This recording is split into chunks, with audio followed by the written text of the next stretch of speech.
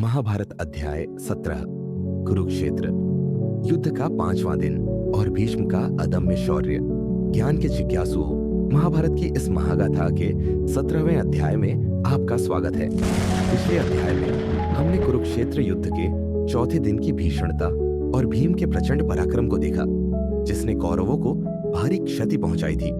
आज हम उस महासंग्राम के 5वें दिन में प्रवेश करेंगे, जहां युद्ध और भी तीव्र होगा और भीष्म पितामह का अदम्य शौर्य एक बार फिर पांडवों के लिए बड़ी चुनौती बन जाएगा।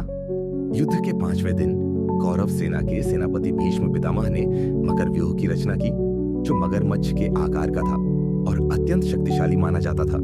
पांडवों की ओर से धृष्टद्युम्न ने शेन व्यूह, बाज के आकार का निर्माण किया, ताकि वे कौरव सेना पर आक्रमण कर सकें। दोनों पक्षों ने अपनी अपनी रणनीति के साथ युद्ध आरंभ किया। 5वें दिन का युद्ध अत्यंत भीषण था और इस दिन भी भीष्म पितामह का अदम्य शौर्य चरम पर था। उन्होंने पांडव सेना में घुसकर भयंकर तबाही मचाई। उनके बाणों की वर्षा से पांडव सेना के कई महारथी घायल हुए और पीछे हटने पर मजबूर हो गए। भीष्म ने अर्जुन और श्री कृष्ण को भी कड़ी चुनौती दी।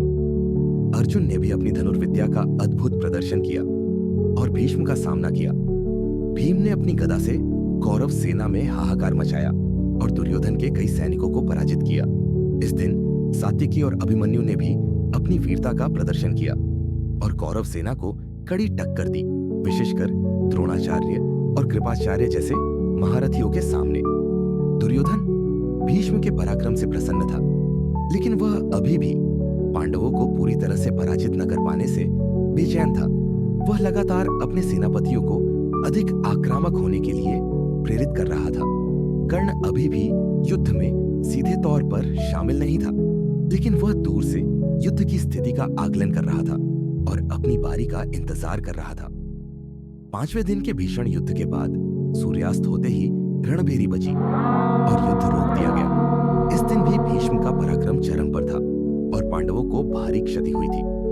हालांकि पांडव सेना ने भी दृढ़ता से मुकाबला किया और कौरवों को आसानी से जीतने नहीं दिया। युद्ध अभी भी जारी था और हर दिन के साथ इसकी भीषणता बढ़ती जा रही थी। और इस प्रकार महाभारत के 17वें अध्याय का समापन होता है, जिसमें हमने कुरुक्षेत्र युद्ध के 5वें दिन की घटनाओं और भीष्म पितामह के अदम्य शौर्य को देखा। पांडवों के लिए यह एक और कठिन दिन था, लेकिन उन्होंने अपनी दृढ़ता नहीं छोड़ी। युद्ध अभी भी अपने शुरुआती चरण में था, लेकिन हर दिन के साथ नियति का चक्र और तेजी से घूम रहा था। अगले अध्याय में हम इस महासंग्राम के 6ठे दिन की घटनाओं की ओर बढ़ेंगे।